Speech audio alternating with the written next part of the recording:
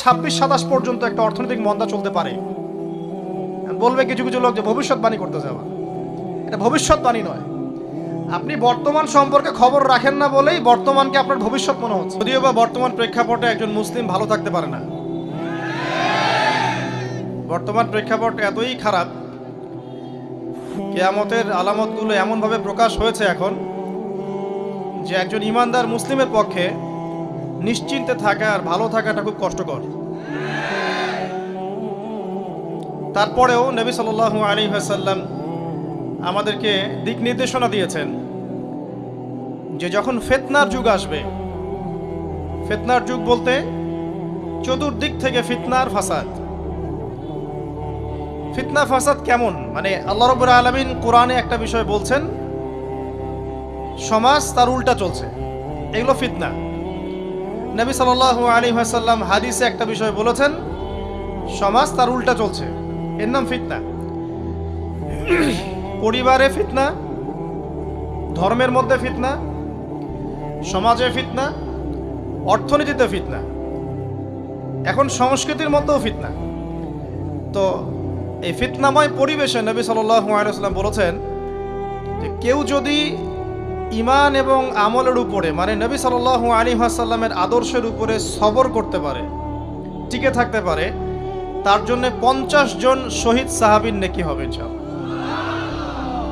তো ফিতনাময় পরিবেশে যদি সবর করা যায়, হকের উপর অটল থাকার চেষ্টা করা যায়, ইনশাআল্লাহ আপনি 50 জন শহীদ সাহাবীর নেকি পাবেন ইনশাআল্লাহ। তো প্রত্যেকটা ক্ষেত্রেই আপনি ফিতনা পাবেন। পরিবারের দিকে তাকাবেন, দেখবেন পরিবারের বন্ধনগুলো আগের মতো নাই, প্রচুর ডিভোর্স হচ্ছে, স্বামী স্ত্রীর বিচ্ছেদ প্রচুর বেড়ে গেছে। তারপরে সন্তান সন্ততি আমাদের পরিবারে যারা আছে, দেখবেন এরা বেশিরভাগই দুনিয়াদার হয়ে গেছে, দিনের খুব একটা ফিকির নাই। বেশিরভাগ পরিবারের সদস্য দেখবেন নামাজ কালামের এখন ধার ধারছে না। ম্যাক্সিমাম পরিবার থেকে আস্তে আস্তে পর্দাটা কিন্তু শিথিল হয়ে যাচ্ছে। আপনি ব্যক্তি জীবনের দিকে তাকিয়ে দেখেন, গর্বের সাথে আমরা বলি না যে 90% মুসলিমের বাংলাদেশ, দেখবেন মেজরিটি সংখ্যক মুসলিম 5 ওয়াক্ত নামাজ জামাতে পড়ে না। বেশিরভাগ মুসলিম দেখবেন আল কোরআন বিশুদ্ধ করে তেলাওয়াতও করতে পারে না। তো এরপরেও আমরা দাবি করি যে আমরা প্রকৃত মুসলিম, জান্নাত আমাদের জন্য অপেক্ষা করছে। আসলে বাস্তবতা এমন নয়। যারা কোরআন আমরা টুকটাক পড়তে জানি, তাদের মধ্যে কত পার্সেন্ট কোরআনের অর্থ বোঝে? এই আল্লাহ পাকের কিতাব আমার হাতে আছে, এই কিতাবের অর্থ কতজন বোঝে? এটা একটা চ্যালেঞ্জ। যারা কোরআন পড়তে জানি আমরা, তাদের প্রতি চ্যালেঞ্জ, দেখেন তাদের মধ্যে কত পার্সেন্ট মানুষ কোরআনের অর্থ বলতে পারবে। আর অর্থটা যে জানা জরুরি, এই বিষয়টাও আমরা এখন জনগণকে বোঝাতে ব্যর্থ হচ্ছি। কোরআনের অর্থটা যে বোঝাটা জরুরি, এটা বোঝাতেও ব্যর্থ হচ্ছি। কারণ আমরা সবাই প্রত্যেক হরফে 10 নেকি পেতে চাই।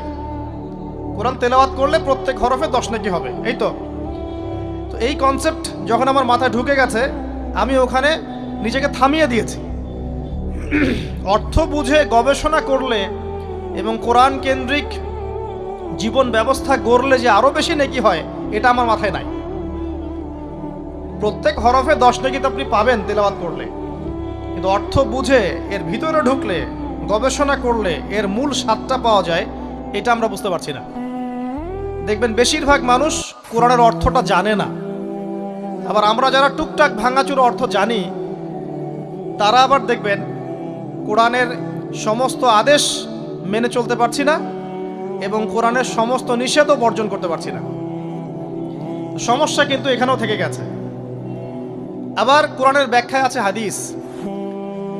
তো এই হাদিসকে কেন্দ্র করে কোনো বিভ্রান্তির সুযোগ ছিল না, কিন্তু এখানেও আমরা বিভিন্ন জাল এবং মানে বানোয়াট হাদিসের উপর আমলও শুরু করেছি।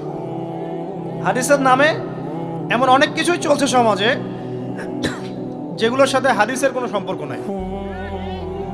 আমি বলতে চাচ্ছি যে হাদিসের নামে আবার সমাজে এমন অনেক আমল চালু আছে, যেগুলোর সাথে আবার হাদিসের কোনো সম্পর্ক নেই। তো দেখুন, ধর্মের মধ্যেও সমস্যা থেকে গেছে। আবার আমরা সবাই মুসলিম, আমাদের সবার ইউনাইটেড থাকার কথা। মুসলিম একটা জাতি, তাদের আল্লাহ একজন, রাসূল একজন, কেবলা এক, তাদের সবার মধ্যে একটা ইউনিটির কথা ছিল। কিন্তু আমরা ধর্মতাত্ত্বিকভাবে এবং পলিটিক্যালি আমরা বিভিন্ন দলে বিভক্ত এবং আপোষের মধ্যে মিল মহব্বত কম। বাইরে হয়তো আমরা বলি যে আমি একজন ধর্মতাত্ত্বিক দলের সদস্য, সে আরেকটা ধর্মতাত্ত্বিক সংগঠনের সদস্য, সে আরেকটা মানহাজ ফলো করে, সে আরেক জামায়াতের, সে আরেক তরিকার ইত্যাদি। আমরা সবাই এক, যদি আমরা বাইরেই কথাটা বলি, কিন্তু অন্তর থেকে কিন্তু আমাদের এই বিষয়টা আসছে না।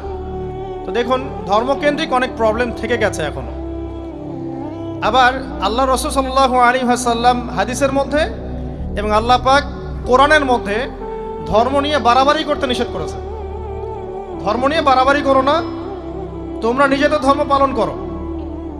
তা আমরা নিজের ধর্ম যতটা না পালন করি, অন্যের ধর্মের দিকে আঙ্গুলটা তার চেয়ে বেশি তুলি।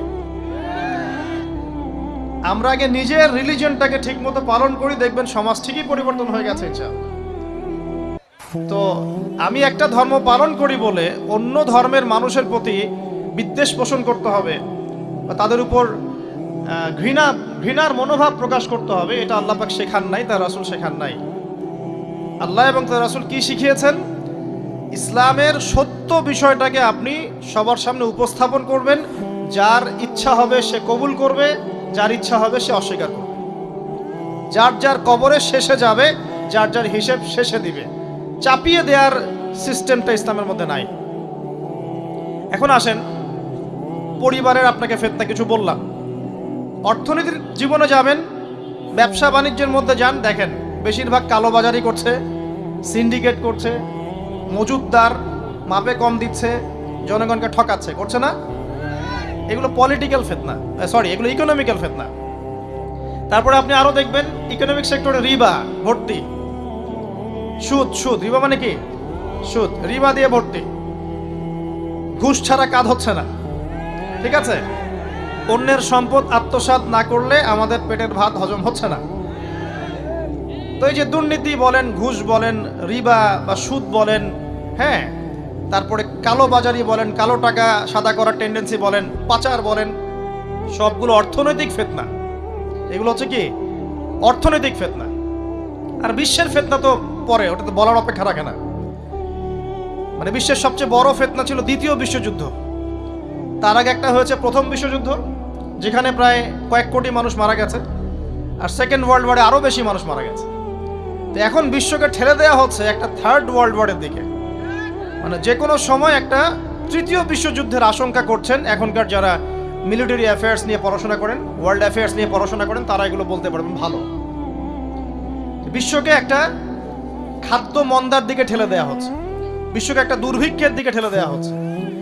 এবং মহামারীর মধ্য দিয়ে অলরেডি কিন্তু আমাদের বিভিন্ন দেশের ইকোনমিক অবস্থা ভালো না, তার উপরে খাদ্য সংকট, তার উপরে যে বৈশ্বিক যুদ্ধগুলো, আমদানি রপ্তানি বন্ধ হয়ে যাচ্ছে, তেল গ্যাসের দাম বেড়ে যাচ্ছে, জনগণ হাহাকার করছে। এই পলিটিক্যাল গ্লোবাল অ্যাফেয়ার্সের ফিতনা এগুলা। তা আপনাকে এই জন্যই প্রথমে আমি একটা কথা বললাম যে ফিতনাময় একটা পরিবেশে একজন মুমিন যার অন্তর্দৃষ্টি আছে, যে কোরআন এবং সুন্নাহ দিয়ে এই বিশ্বের এই রহস্যগুলো উদ্ঘাটন করতে পারে, সে ভালো থাকতে পারে না। তার মনটা সবসময় কিন্তু মানে ব্যাকুল থাকবে যে কিভাবে এইসব সমস্যা থেকে নিজে উত্তরণের পথ খুঁজতে পারি, আর আমার পরিবারকে বাঁচাতে পারি, আর আমার জনগণকে বাঁচাতে পারি। আর যদি আপনি আত্মকেন্দ্রিক হন, স্বার্থপর হন, তাহলে নিজের চটকায় তেল দিবেন, নিজে ভালো থাকলেই বাপের নাম। তো দেখুন, এই জামানার কথাই নবীজি বলছেন সাল্লাল্লাহু আলাইহি ওয়াসাল্লাম, তোমাদের সামনে এমন একটা যুগ আসছে, নবীজি বলছেন জামানা সবরিন, কঠিন জামানা, যে জামানায় ঈমান নিয়ে চলাটা হবে হাতের মধ্যে আগুন নিয়ে চলার মতো। নবীজি বলছেন ওই সময়ে সাহাবী জিজ্ঞাসা করছেন, ইয়া রাসূলুল্লাহ, আমি ওই সময়ে কি করব? ওই সময় আমি কি করব? আমাকে কি পরামর্শ দিচ্ছেন? নবী সাল্লাল্লাহু আলাইহি ওয়াসাল্লাম বলছেন, হে আমর ইবনে আস, তুমি ওই সময় বাড়িতে অবস্থান করো, বাসায় থাকো, বিনা প্রয়োজনে বাড়ির বাইরে এসো না। ওই সময় তুমি নিজের পাপের জন্য আল্লাহর কাছে ক্রন্দন করতে থাকো, বিনা প্রয়োজনে বাড়ির থেকে বের হয়েও না। আর মানুষের সাথে এত বেশি মেলামেশা করো না, নিজে তোমার আমল, তোমার গুনাহ নিয়ে ব্যস্ত থাকো, তোমার পাপের জন্য আল্লাহর কাছে কান্নাকাটি করো, ইনশাআল্লাহ তুমি নাজাত পেয়ে যাবে। এটা একটা অপশন, ফিতনাময় পরিবেশে আপনি কিভাবে বাঁচবেন এটা একটা অপশন। আরেকটা হাদিসে গিয়ে নবী সাল্লাল্লাহু আলাইহি ওয়াসাল্লাম বলছেন যে যখন এমন ফিতনাময় পরিবেশ আসবে তখন যদি তোমরা এই আমর বিল মারুফ নাহি আনিল মুনকার, সৎ কাজের আদেশ অসৎ কাজের নিষেধ, আমার সুন্নতের উপর অটল থাকতে পারো, তাহলে তোমরা 50 জন শহীদের নেকি পাবে। সাহাবায়ে কেরাম বলছেন, ইয়া রাসূলুল্লাহ আমিনহুম আও মিন্না, তাদের মধ্যে 50 জন নাকি আমাদের মধ্যে 50 জন শহীদ? নবী করিম সাল্লাল্লাহু আলাইহি ওয়াসাল্লাম বলছেন, বাল মিনকুম, বরং তোমাদের মধ্যে 50 জন শহীদ। এটা অপশন নাম্বার 2। এক কি বললাম, আপনি নিজেকে নিয়ে ব্যস্ত থাকেন, বাসায় থাকেন, বিনা প্রয়োজনে বাড়ি থেকে বের হবেন না, মানুষের সাথে কম মেলামেশা করেন এবং নিজের পাপের জন্য আল্লাহর কাছে কান্নাকাটি করেন, নিজের আমল নামা নিয়ে ব্যস্ত থাকেন, ইনশাআল্লাহ নাজাত পাবেন। 2 নাম্বার, যদি আপনার কাছে আরো বেশি যোগ্যতা থাকে এবং আপনি আরো বেশি সাহসী হন এবং আপনি উম্মার দেশের জনগণের কল্যাণ কামনা করেন, তাহলে অন্যদেরকেও এই ফিতনাময় পরিবেশে টিকে থাকার ফর্মুলা বলে দেন। এখানে সবর করেন, আমর বিল মারুফ নাহি আনিল মুনকারের কাজ করেন, আল্লাহ পাক আপনাকে ইনশাআল্লাহ 50 জন শহীদ সাহাবী নেকি দিবেন। আরো অপশন আছে। কি অপশন? ওই যে আসহাবুল কাহফ কি করেছিল, একটা ফিতনাময় পরিবেশ থেকে নিজেরা আস্তে করে সরে গিয়েছে।